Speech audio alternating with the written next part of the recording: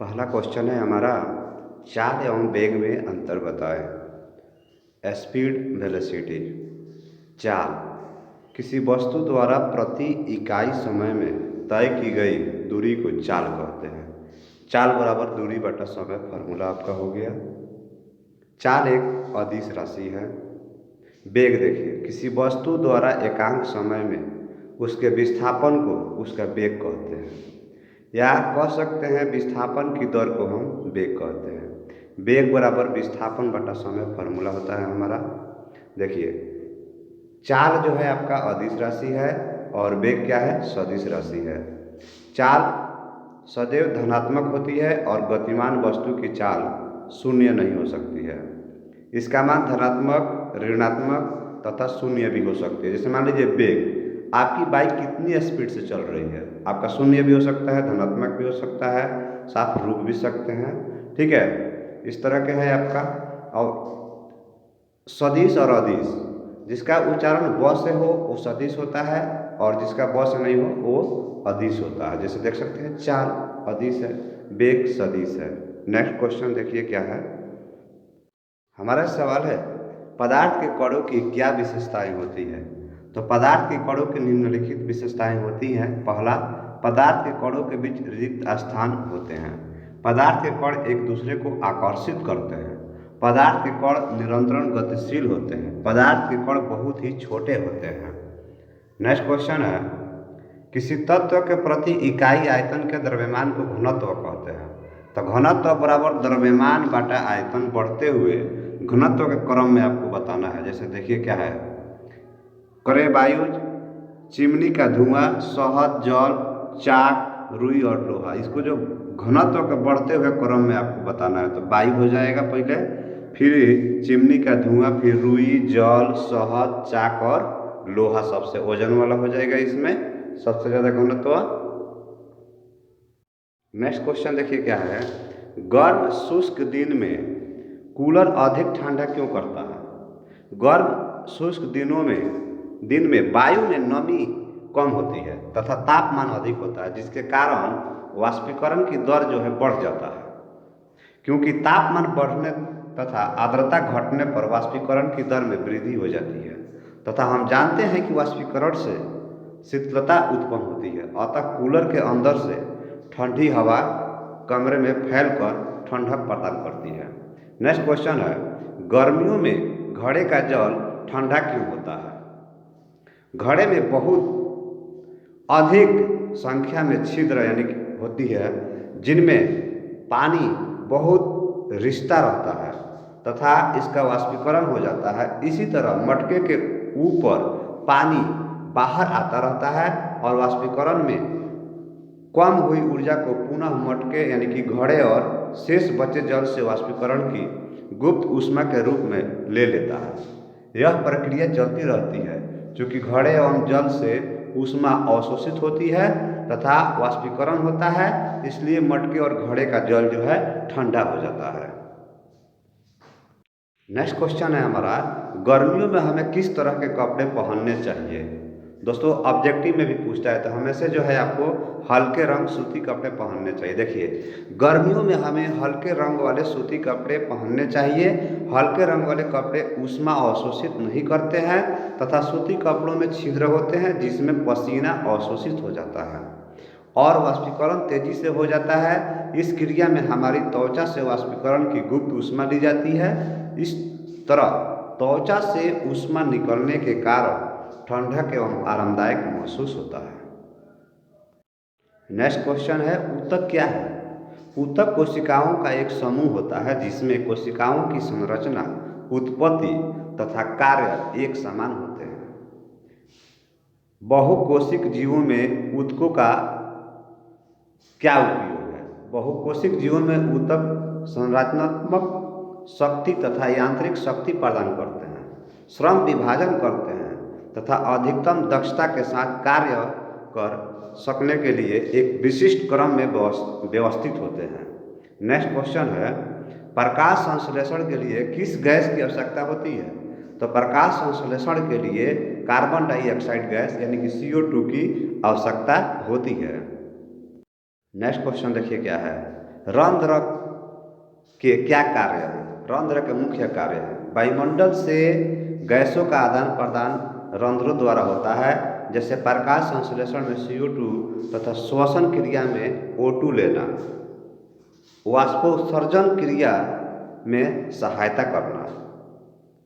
तो दोस्तों ये है आपका न्यूरॉन का एक चिन्हित चित्र बनाएं, बहुत ही इम्पोर्टेंट है। आप देखे होंगे इस बार मैट्रिक के एग्जाम में भी आया था ये क्वेश्चन, जो कि 9th का है, बायोलॉजी का क्वेश्चन है। न्यूरॉन का चिन्हित चित्र बनाना है आपको, चित्र देख सकते हैं अच्छे ढंग से, पेंसिल से आपको चित्र एग्जाम में बनाना होगा। डेंड्राइट केंद्रक, शीश कवर, एक्शन तंत्रिकांश, एक्शन टर्मिनल न्यूरॉन, कोशिका काय यानी कि सेल बॉडी। ठीक है, तो इसका फिगर आपको बनाना होता है। नेक्स्ट क्वेश्चन देखिए क्या है। नेक्स्ट क्वेश्चन है हमारा, किसी वस्तु की गतिज ऊर्जा क्या होती है? किसी वस्तु में उसकी गति के कारण निहित ऊर्जा को गतिज ऊर्जा कहते हैं। गतिज ऊर्जा का फॉर्मूला होता है हमारा E के बराबर ½ mv², 1/2 mv²। ऑब्जेक्टिव में भी पूछता है गतिज ऊर्जा का क्या फॉर्मूला होता है, आप याद रखेंगे। जहाँ m द्रव्यमान है, v क्या है, वस्तु का वेग है। किसी वस्तु की गतिज ऊर्जा के लिए व्यंजक लिखें, मैंने कि उसका फॉर्मूला लिख देना है आपको। गतिज ऊर्जा बराबर 1/2 mv², जहाँ m वस्तु का द्रव्यमान है और v वस्तु का वेग है। नेक्स्ट क्वेश्चन देखिए क्या है। देखिए नेक्स्ट क्वेश्चन है, 1 जूल कार्य को परिभाषित कीजिए। तो 1 जूल किसी वस्तु पर किए गए कार्य की वह मात्रा है जब 1 न्यूटन का बल वस्तु को बल की क्रिया रेखा की दिशा में 1 मीटर विस्थापित कर दे।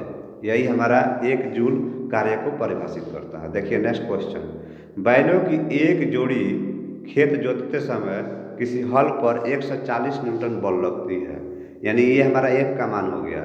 जोता गया खेत 15 मीटर लंबा है, तो खेत की लंबाई को जोतने में कितना कार्य किया गया। अब यहाँ पर देखिए हमारा क्या है कि F का मान आपका दिया हुआ है और S भी 15 मीटर है, तो कार्य बराबर क्या फॉर्मूला होता है, बल गुणे विस्थापन, यानी कि W बराबर हमारा फॉर्मूला होता है F इंटू S।